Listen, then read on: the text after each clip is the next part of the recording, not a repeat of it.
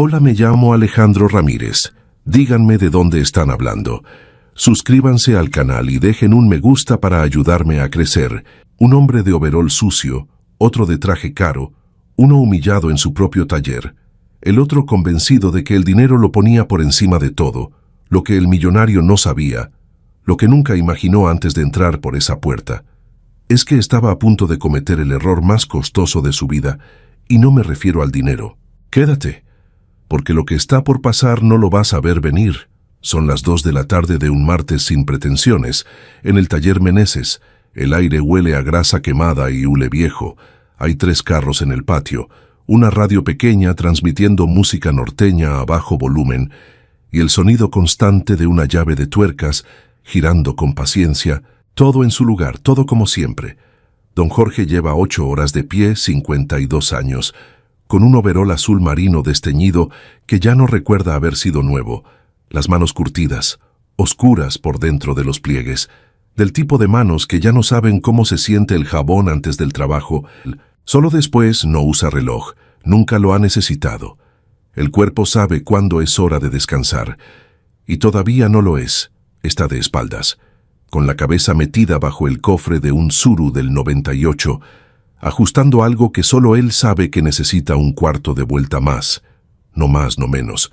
Eso es lo que da 23 años de oficio, la certeza en los dedos.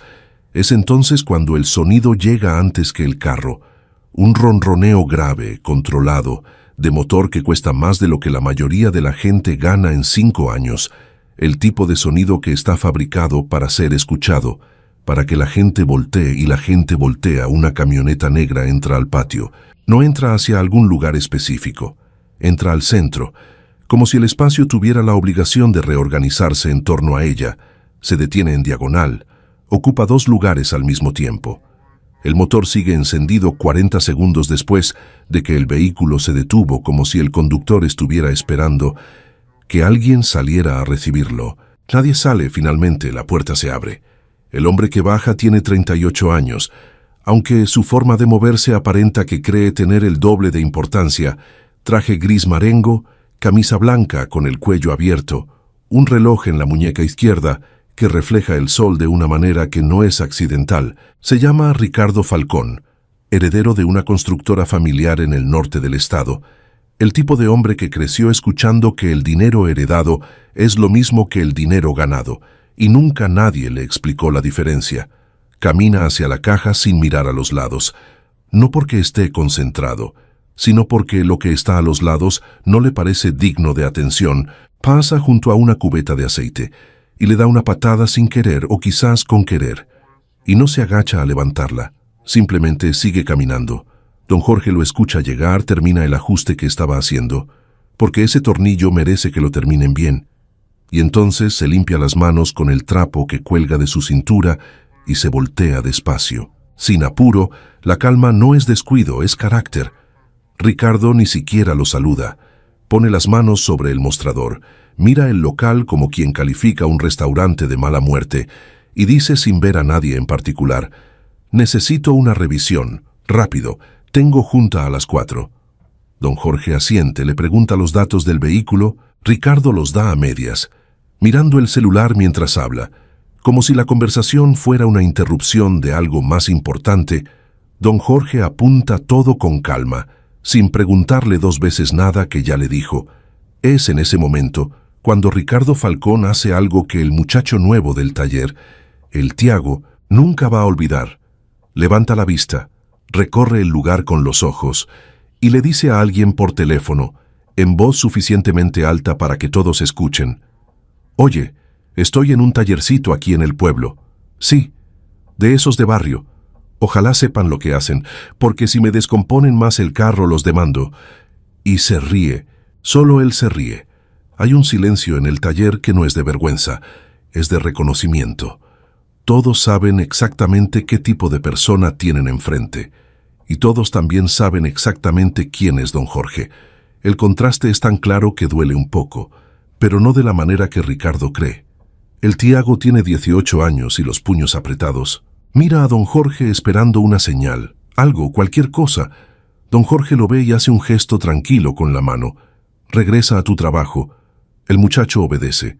Aunque le cueste, Ricardo camina por el patio como si fuera su casa de verano. Patea piedritas, se sienta en el cofre de otro carro que no es el suyo. Le rechaza el café que doña Lourdes, la señora de la caja, le ofrece con toda la amabilidad del mundo. Sin agradecérselo, sin mirarla, sigue en el teléfono, ahora hablando de una deuda que alguien le debe, de un contrato que firmaron mal, de gente que no entiende cómo funcionan los negocios, don Jorge. Mientras tanto, trabaja, revisa filtros, niveles de líquidos, la banda de distribución, el sistema de frenos, las balatas, hace el diagnóstico completo con el mismo cuidado que le pondría a cualquier otro carro, aunque el dueño de este no lo merece. No lo hace por Ricardo, lo hace porque así es como aprendió a trabajar, y no piensa cambiar eso por nadie. Cuando termina, imprime el reporte, lo revisa 2 veces, y camina hacia el mostrador con los papeles en la mano. Ricardo llega al mismo tiempo, colgando el teléfono, mirando el reloj con impaciencia. Toma el reporte, le echa un vistazo de 3 segundos, y lo pone sobre el mostrador con un golpe seco. Está caro. Ponme un 30% de descuento. Yo te mando clientes.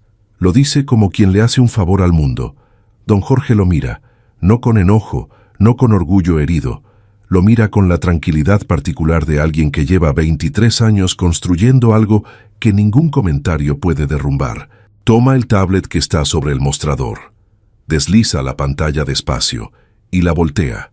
Ricardo Falcón mira la pantalla y algo en su cara, muy sutil, muy pequeño, comienza a cambiar.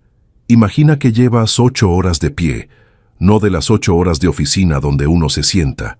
Se para, camina al baño, calienta café, revisa el teléfono entre tarea y tarea.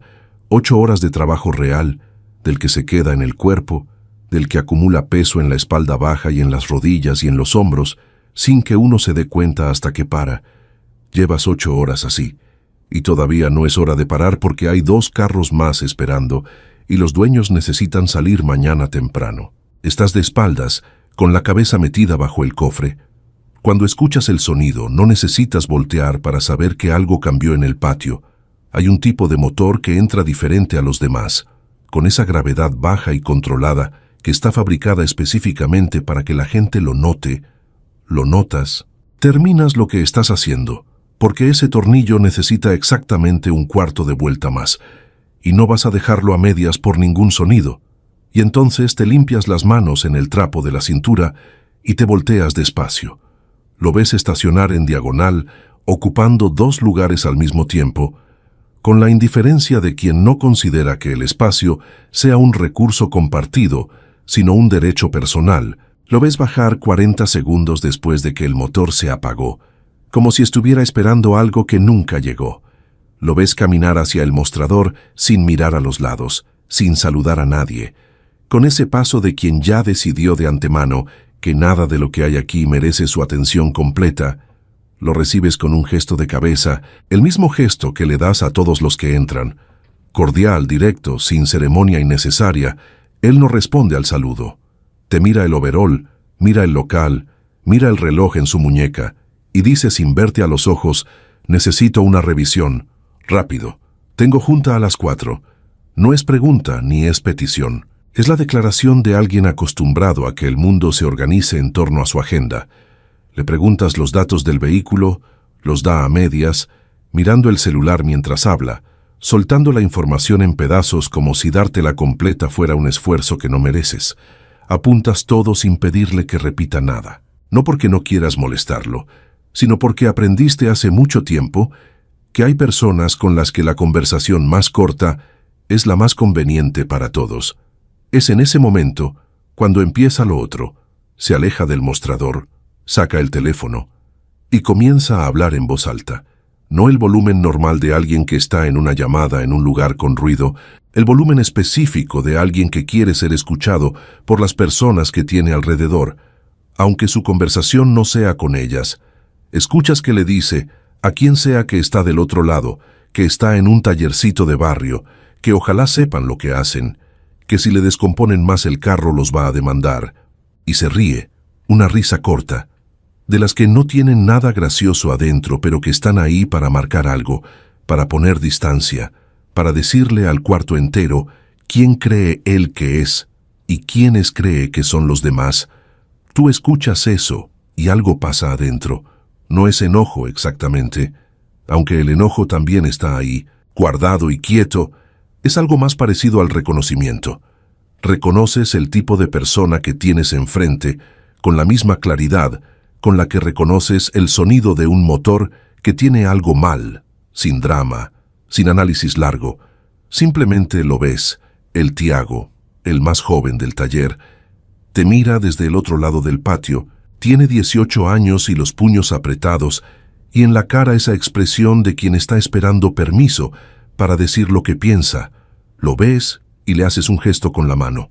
Regresa a tu trabajo. Él obedece, aunque le cuesta. Tú entiendes que le cuesta, y eso también lo guardas en algún lugar adentro. El hombre sigue por el patio como si fuera su casa de fin de semana. Se sienta en el cofre de un carro que no es el suyo. Patea una piedrita hacia la fosa sin querer, o quizás con querer, da lo mismo. Doña Lourdes sale de la caja con una taza de café y se la ofrece con toda la amabilidad que lleva décadas perfeccionando. Esa amabilidad que es genuina y que no tiene nada de performance, él la rechaza sin mirarla, sin un gracias, sin un gesto, sin ningún reconocimiento de que hay una persona de pie frente a él ofreciéndole algo. Tú ves eso, y algo en ese momento duele más que todo lo demás. No lo que dijo en la llamada, no la manera en que entró ni la manera en que se estacionó eso.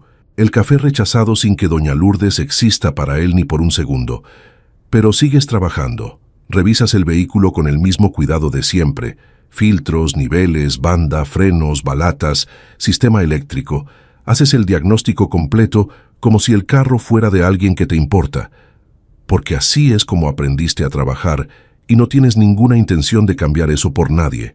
El trabajo que sale de tus manos es el mismo, independientemente de quién firma el cheque.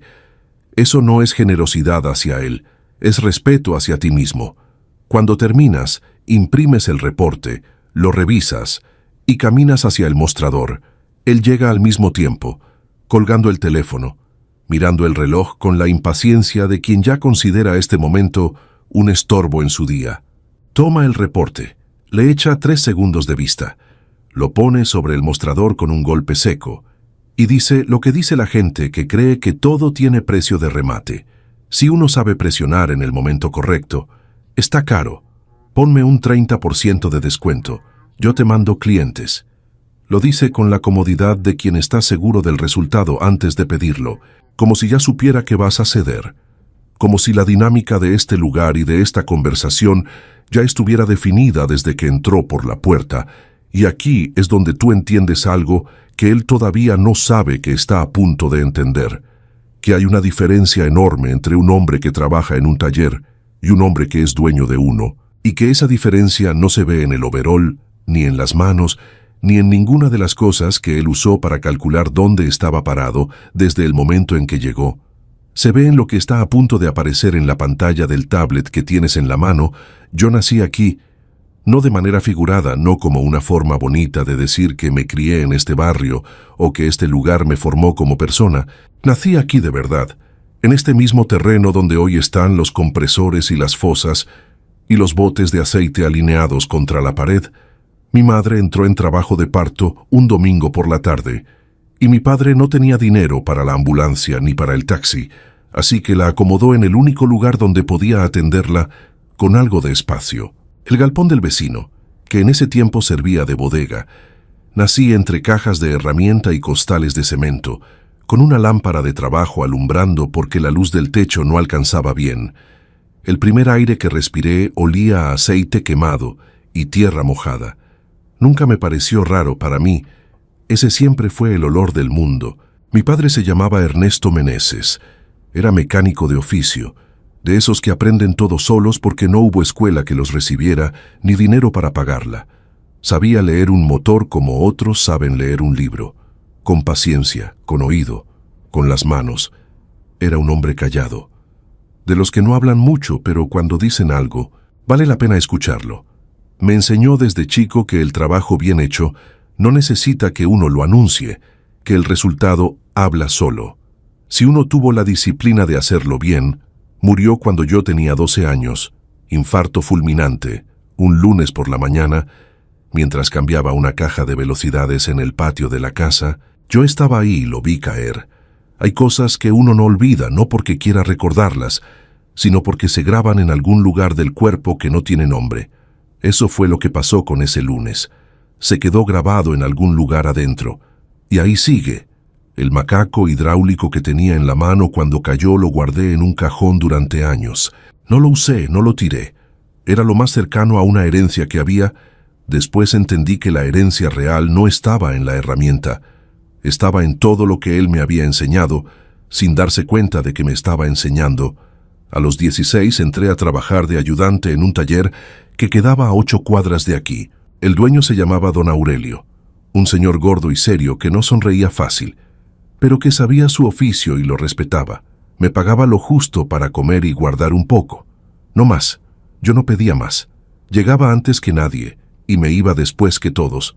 No porque me lo pidieran, sino porque tenía claro que el tiempo que yo le metiera a aprender era tiempo que nadie me podía quitar después. Hubo una época, cuando mi mamá se enfermó, que dejé de pagar el cuarto donde vivía, 3 meses sin pagar. El casero era buena persona. Me aguantó, pero yo sabía que no podía seguir así. Empecé a quedarme a dormir en el taller de Don Aurelio. En un catre que armaba entre las llantas de desecho y un locker viejo.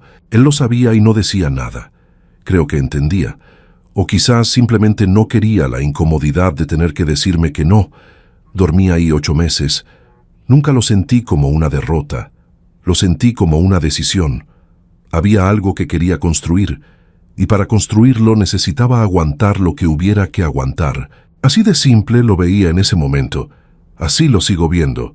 A los 23 años abrí mi propio espacio. No era gran cosa. Un cuarto de galpón alugado en la colonia industrial, 3 herramientas básicas que compré de segunda mano y un cartelito impreso en la papelería de la esquina. Taller Meneses. El nombre era de mi padre, no mío, nunca pensé en ponerle otro. Los primeros clientes llegaron por recomendación de boca en boca. Como siempre ha llegado lo que vale la pena. No gasté en publicidad porque no tenía para eso. Gasté en hacer bien el trabajo y en que la gente que salía de ahí saliera satisfecha. Funcionó. No de un día para otro. No como en las historias donde todo encaja perfecto y rápido.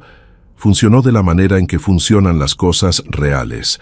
Lento, con tropiezos, con meses malos que hacían dudar y con la obstinación de seguir igual. A los 7 años de abrir, pude comprar el galpón completo. Firmé los papeles un miércoles por la tarde y cuando llegué a casa esa noche, me senté en la orilla de la cama y me quedé viendo la pared un rato largo, no de tristeza, de algo que no tiene nombre exacto, algo entre el alivio y el reconocimiento de que lo que uno construye con paciencia de verdad se sostiene. 3 años después, la primera expansión, 5 años más tarde, la segunda. Hoy son 3 talleres en la zona, 42 personas trabajando de manera directa y un contrato de mantenimiento con el municipio que llevo renovando varios años seguidos. No tengo socios, nunca los quise. Cada decisión que se ha tomado aquí la he tomado yo. Con todo lo que eso implica, los aciertos y los errores son míos por igual. Pude haber dejado de ponerme el overol hace mucho tiempo. Tengo los medios para sentarme en una oficina y mandar a otros a hacer lo que yo hacía. Algunos me lo han dicho, incluso con buena intención como un consejo. Ya estás en otro nivel. Jorge, ya no tienes que ensuciarte las manos. Pero es que yo no lo veo así. No me ensucio las manos. Las uso. Hay una diferencia enorme entre las dos cosas, y esa diferencia lo es todo para mí. El overol no es un descuido ni un hábito que no he podido soltar. Es una decisión que renuevo cada mañana cuando me lo pongo. Me recuerda de dónde vengo, sí, pero sobre todo me recuerda para qué sirve el trabajo. No para demostrarle nada a nadie, sino para construir algo que tenga peso real, algo que esté ahí cuando uno no esté mirando. Entonces, cuando ese hombre entró esta tarde al taller, con su traje y su reloj y su manera de mirar el lugar, como si le estuviera haciendo un favor al pisarlo, yo no sentí enojo. Lo vi y entendí lo que estaba viendo. alguien que necesita que los demás se sientan menos para poder sentirse suficiente. Eso no es poder. Eso es hambre disfrazada de arrogancia. Y cuando me pidió el descuento, cuando dijo que me iba a mandar clientes como si me estuviera ofreciendo algo que yo no podía conseguir solo, sonreí, no por burla. Sonreí porque hay momentos en los que la vida te pone enfrente, exactamente la escena que necesitas para recordar quién eres. Tomé el tablet, deslicé la pantalla hasta el documento que siempre está guardado ahí, por si acaso. Porque uno aprende que hay momentos en que los papeles dicen lo que las palabras no necesitan decir, y lo volteé. Ricardo Falcón miró la pantalla del tablet sin entender del todo lo que estaba viendo, no porque fuera un documento complejo, sino porque su cerebro tardó unos segundos en procesar la distancia entre lo que esperaba encontrar y lo que tenía enfrente. Ahí estaba el acta constitutiva de Talleres Meneses Servicios Automotrices, el RGFC, las escrituras de los 3 inmuebles, el estado de cuenta corporativo con el nombre de Jorge Meneses Reyes como titular único, 23 años de documentación apilada en una sola pantalla, ordenada, limpia, irrefutable. Don Jorge no dijo nada mientras Ricardo leía. No hizo ningún gesto adicional, no señaló nada en la pantalla, no aclaró nada que no necesitara aclaración. Simplemente sostuvo el tablet con la misma mano con la que había estado ajustando tornillos 20 minutos antes, y esperó. Había en esa espera algo que no era paciencia solamente, era la tranquilidad particular de quien no necesita que el otro entienda rápido, porque el resultado va a ser el mismo sin importar cuánto tarde. Ricardo levantó la vista, miró el overol, miró las manos, volvió a mirar la pantalla. Era un movimiento involuntario, el tipo de gesto que el cuerpo hace cuando intenta reconciliar dos imágenes que no encajan. La imagen que uno construyó de alguien en los primeros 3 segundos de verlo, y la realidad que acaba de aparecer en forma de documento legal. Ninguna de las dos imágenes cambió. El overol seguía siendo el mismo overol desteñido, las manos seguían siendo las mismas manos oscuras por dentro de los pliegues, y el documento seguía siendo el documento. Lo que cambió fue el peso de la habitación. El Tiago, el empleado más joven del taller, estaba fingiendo anotar algo en una libreta que llevaba un buen rato sin tener nada nuevo escrito. No levantó la vista, pero dejó de mover el bolígrafo. Escuchaba, doña Lourdes, desde la caja. Había encontrado de repente algo muy interesante que revisar en la pantalla de su computadora. Aunque sus ojos no estaban realmente leyendo nada, el Pablo, que llevaba media hora en la fosa trabajando en el aceite de un Jetta, también había dejado de hacer ruido.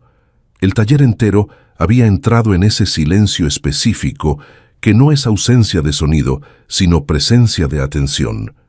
Don Jorge retiró el tablet despacio y lo puso sobre el mostrador. Entonces sí habló, con la misma voz de siempre, ni más alta ni más baja que cualquier otra cosa que hubiera dicho esa tarde. Puede pagar el total en caja, o si prefiere me paga directamente a mí, como le quede más cómodo. Al fin de cuentas, soy el dueño. Lo dijo sin ironía, sin el tono de quien lleva horas esperando ese momento para soltarlo como remate. Lo dijo como quien informa el horario de cierre o el precio de un servicio, con la misma naturalidad, con la misma distancia, y eso, precisamente eso, fue lo que hizo que doliera más. No había triunfo declarado en la voz de don Jorge, porque don Jorge no estaba compitiendo, nunca había estado compitiendo. Esa era la diferencia que Ricardo Falcón apenas estaba comenzando a entender. Ricardo abrió la boca, la cerró, volvió a abrirla. No salió nada que valiera la pena decir. Así que no salió nada. Metió la mano al bolsillo interior del saco, sacó una cartera de piel café oscuro y contó los billetes sobre el mostrador. El monto exacto, sin descuento, sin regateo, sin el comentario sobre los clientes que iba a recomendar. Sus manos no temblaban de manera visible, pero tampoco tenían la soltura de antes, ese movimiento de quien está acostumbrado a que el dinero le obedezca. Los billetes quedaron en el mostrador un poco torcidos, no en la pila ordenada con la que Ricardo Falcón solía pagar las cosas. Don Jorge los tomó, los contó sin prisa, asintió, y los pasó a doña Lourdes para que hiciera el recibo, todo dentro del procedimiento normal, todo exactamente igual que con cualquier otro cliente. Ricardo recogió las llaves del mostrador, guardó la cartera, se acomodó el saco con ese gesto automático que tienen los hombres que usan traje todos los días, dio media vuelta y caminó hacia su camioneta con un paso que era casi el mismo de cuando llegó, casi, pero no exactamente.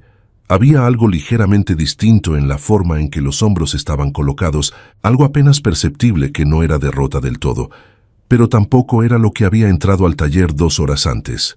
Arrancó el motor, el mismo ronroneo grave de siempre.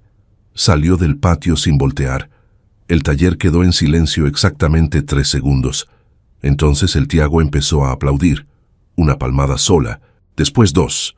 Después ya no pudo contenerse y aplaudió como si estuviera en un partido de fútbol. El Pablo salió de la fosa con las manos todavía negras de aceite y se sumó sin que nadie tuviera que pedírselo. Doña Lourdes no aplaudió, pero soltó una carcajada corta y genuina, que llevaba guardada desde que el hombre había rechazado su café sin mirarla a los ojos. Y esa risa valió más que cualquier aplauso. Don Jorge levantó una mano pidiendo calma, no con seriedad, sino con ese gesto de quien sabe que la celebración está justificada, pero que el día no terminó. Sonrió.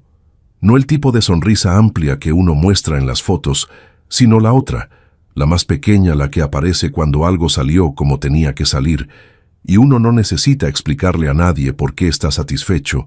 «Ándenle», dijo. «Todavía hay 3 carros esperando y los dueños llegaron antes que ese señor». Y se dio la vuelta. Volvió al taller con el mismo paso con el que había salido. Se limpió las manos en el trapo de la cintura, se puso los guantes y continuó donde había dejado, porque así funcionaba esto, porque el trabajo no se detiene por las interrupciones ni por los aplausos, ni por los momentos en que la vida decide ponerse dramática. El trabajo continúa. Ese era el principio más viejo y más firme de todo lo que don Jorge Meneses había construido. Que al final del día lo único que queda de verdad es lo que uno hizo bien mientras nadie estaba mirando. El Tiago lo observó regresar al motor del Tsuru y tardó un momento en volver a lo suyo. Después agarró la libreta, la que llevaba un rato sin tener nada nuevo escrito, y anotó algo. No era un dato técnico, ni una medida, ni un número de parte. Era una sola línea que no le iba a servir de nada en el trabajo, pero que de alguna manera necesitaba escribir para no olvidarla. Nadie supo qué decía, pero el muchacho la leyó una vez más antes de cerrar la libreta, y asintió para sí mismo como si alguien acabara de responderle una pregunta que llevaba tiempo haciéndose. 3 semanas después, tú estás en un lugar que no tiene nada que ver con llantas, ni con motores, ni con el olor a aceite, que ya forma parte de tu ropa de trabajo, aunque la hayas lavado. Estás en el salón de eventos del hotel más presentable del centro, el que tiene las cortinas de terciopelo vino, y las mesas redondas con mantel blanco y un centro de flores que nadie escogió con gusto, pero que nadie tampoco se atrevió a quitar. Es la cena anual de reconocimiento empresarial del municipio. Te invitaron porque el taller ganó uno de los contratos de mantenimiento vehicular más grandes que ha sacado la administración en años, y alguien en la presidencia municipal decidió que eso merecía una mención pública y un diploma enmarcado que probablemente vas a poner en la bodega cuando llegues a casa. No es tu ambiente natural, lo sabes. Estás en el traje que compraste para el bautizo del hijo de tu compadre hace 4 años, que todavía te queda bien porque no has cambiado mucho de talla, pero que claramente no es un traje de eventos frecuentes.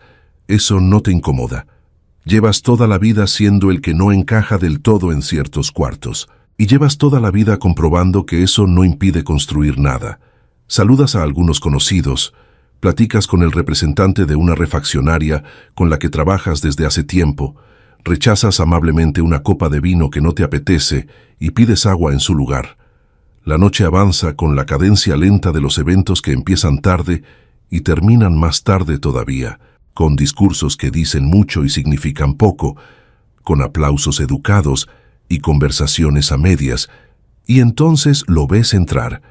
No lo estabas buscando, no estabas pensando en él.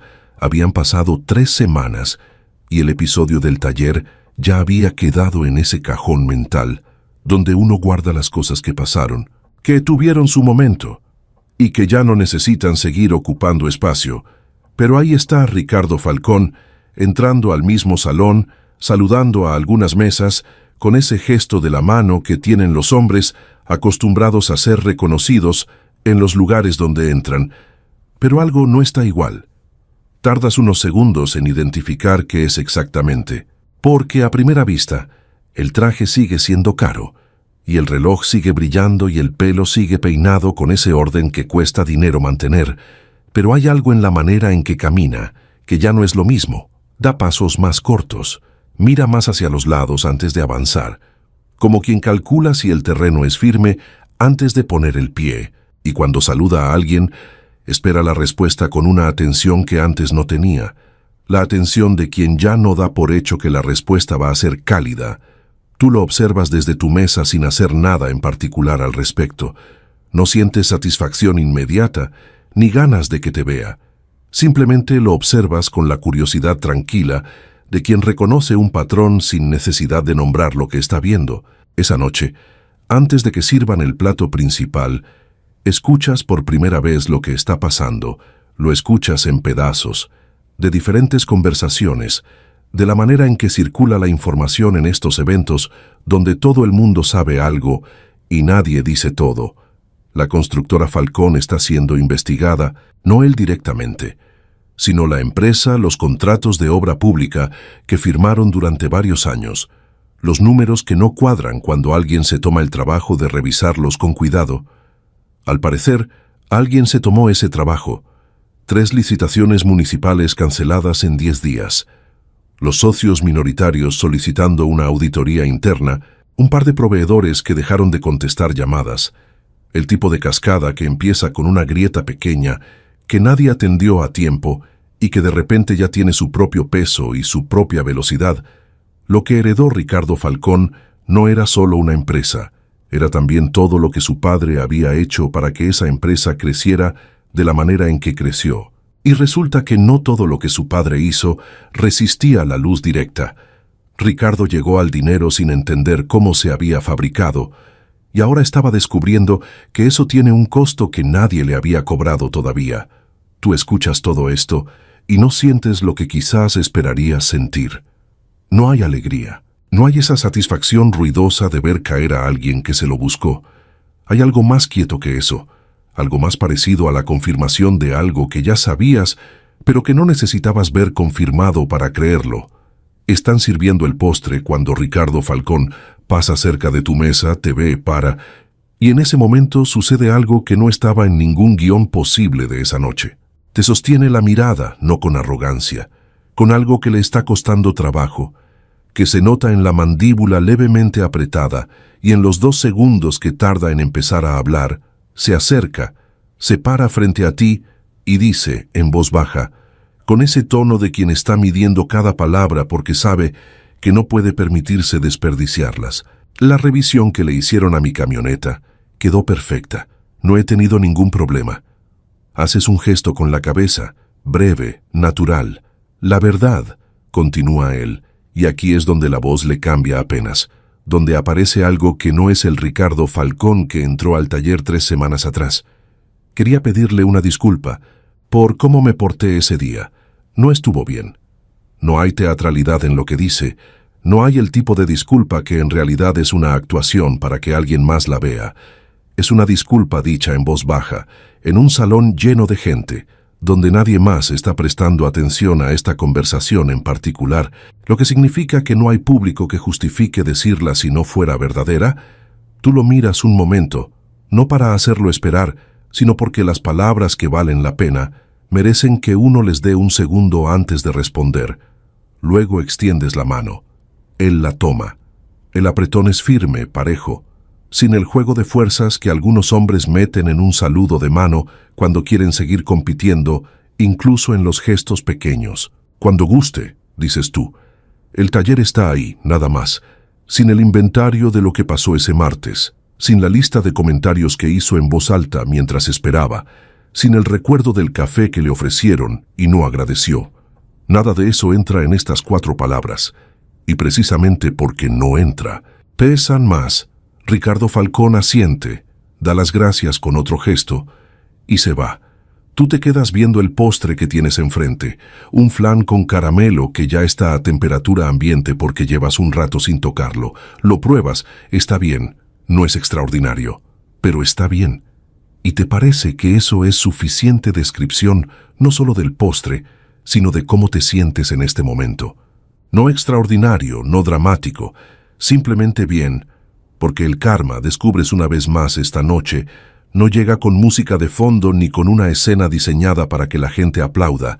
Llega en voz baja, en un salón de eventos con cortinas vino, mientras alguien que creyó que el dinero lo ponía por encima de todo aprende, a su manera y a su tiempo, que el mundo no funciona así, que funciona más bien como siempre ha funcionado, devolviendo a cada quien exactamente lo que puso.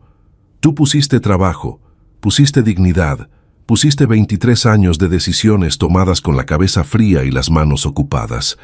Y eso, a diferencia de muchas otras cosas en esta vida, no tiene auditoría que lo derrumbe. Hay una pregunta que me hago seguido, no de manera angustiada, sino con la curiosidad tranquila de quien tiene tiempo para pensar mientras trabaja. Me la hago cuando estoy bajo el cofre de un carro, cuando estoy revisando los números del mes, cuando estoy cerrando el taller de noche y apago las luces una por una antes de salir. La pregunta es esta: ¿qué hace que una persona sea lo que es cuando nadie está mirando? No lo que dice que es, no lo que pone en su tarjeta de presentación, ni lo que publica en las redes, ni lo que cuenta en las cenas cuando quiere impresionar a alguien. Lo que es de verdad. En los momentos donde no hay audiencia, donde no hay consecuencia inmediata, donde la única persona que sabe lo que estás haciendo eres tú mismo, eso es lo que me interesa, eso es lo que creo que define a una persona más que cualquier otra cosa. Don Jorge Meneses nunca se hizo esa pregunta en esos términos. No era hombre de preguntas filosóficas ni de reflexiones largas antes de dormir. Era hombre de decisiones concretas tomadas con información concreta, del tipo que aprende más callando y observando que hablando. Pero si alguien le hubiera preguntado qué era lo que más valoraba en una persona, habría dicho algo muy sencillo: que hiciera lo que dijo que iba a hacer. Aunque no hubiera nadie ahí para verificarlo, él lo aplicó toda su vida. Cuando dormía en el catre del taller de don Aurelio y llegaba una hora antes que todos, no había nadie registrando esa hora extra. Cuando le hacía la revisión completa a un carro cuyo dueño lo había tratado mal, nadie iba a comparar ese trabajo con el de un cliente amable para certificar que había sido igual de cuidadoso. Cuando tardó 23 años en construir lo que construyó sin tomar atajos que habría podido tomar, no había un árbitro oficial llevando la cuenta de las decisiones correctas. Solo él sabía, y eso le bastaba. Eso es lo que Ricardo Falcón nunca entendió, ni en sus mejores años ni en los peores que estaban por venir después de esa noche en el hotel. Ricardo había crecido en una casa donde el valor de las cosas se medía por lo que los demás veían. El carro tenía que ser el que volteara cabezas. El reloj tenía que ser el que la gente reconociera. El trato que le dabas a los demás dependía de cuánto creías que esos demás podían darte o quitarte. Todo era transaccional. Todo era calculado en función de la mirada ajena. El problema de construir tu identidad sobre lo que los demás perciben es que cuando la percepción cambia, no queda nada sólido debajo, y la percepción siempre cambia. Las investigaciones se abren, los socios se van, los contratos se cancelan, y de repente el hombre que entraba a los cuartos, esperando que el mundo lo reconociera, tiene que aprender a entrar de otra manera, con otro paso, con otra mirada, porque la que traía ya no le funciona. Don Jorge supo de manera fragmentada, en los meses que siguieron, cómo le fue a Ricardo. No porque lo siguiera ni porque le importara de manera personal, sino porque en una ciudad mediana la información circula sola y a veces llega aunque uno no la busque. Supo que la auditoría había encontrado irregularidades reales, no inventadas, en contratos que databan de antes de que Ricardo tomara las riendas, pero que él había mantenido y replicado sin preguntarse demasiado de dónde venía el modelo. Supo que los socios habían llegado a un acuerdo que dejó a Ricardo con una parte menor de lo que había heredado. Supo que la casa grande en el fraccionamiento estaba en proceso de venta.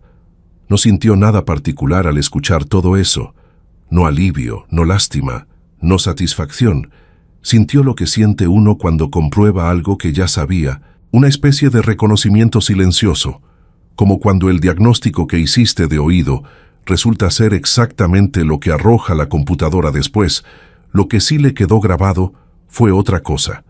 Le quedó grabado el momento en que Ricardo Falcón se paró frente a él en ese salón con las cortinas vino y le pidió disculpas en voz baja, sin público, sin necesidad de hacerlo, y lo hizo igual.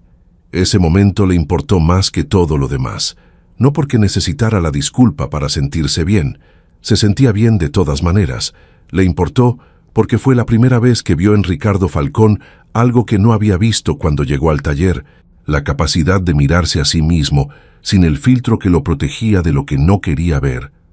Eso no es poca cosa. Hay gente que pierde todo y aún así no llega a ese momento. Hay gente que construye explicaciones cada vez más elaboradas para no tener que mirar de frente lo que hizo y lo que no hizo. Ricardo Falcón, con todo lo que tenía de arrogante y delimitado, tuvo ese momento de honestidad en un salón de eventos un miércoles por la noche. Y eso, en la escala de las cosas que de verdad importan, cuenta, don Jorge piensa en su padre seguido, no con tristeza. Aunque la tristeza también estuvo ahí durante años, piensa en él con la claridad que da el tiempo, con la capacidad de ver a un hombre completo, en lugar de solo la imagen del hombre que cayó un lunes por la mañana junto a una caja de velocidades. Ernesto Meneses no tuvo la oportunidad de ver lo que su hijo construyó. Murió cuando el hijo tenía 12 años y el futuro era todavía un territorio sin mapa. Pero don Jorge lleva décadas sintiendo que su padre está en cada decisión que toma dentro del taller. No como fantasma, sino como principio, como la voz que uno internaliza tan bien que ya no necesita escucharla desde afuera para saber qué diría, y lo que diría su padre. Si pudiera ver esta historia completa, si pudiera ver al hombre que su hijo se convirtió, sería probablemente lo mismo que siempre decía cuando terminaba un trabajo bien hecho y nadie se lo reconocía, que el trabajo bien hecho no necesita que nadie se lo reconozca, que ese es precisamente el punto. El Tiago, el muchacho más joven del taller, lleva ya casi 2 años trabajando ahí. Creció notablemente en ese tiempo, no solo en habilidad, sino en algo más difícil de medir, algo que tiene que ver con la manera en que trata a los clientes difíciles y con la manera en que habla del trabajo cuando está con gente de su edad, que no entiende por qué alguien elegiría ensuciarse las manos si puede hacer otra cosa. Se le nota que está aprendiendo algo que va más allá de la mecánica.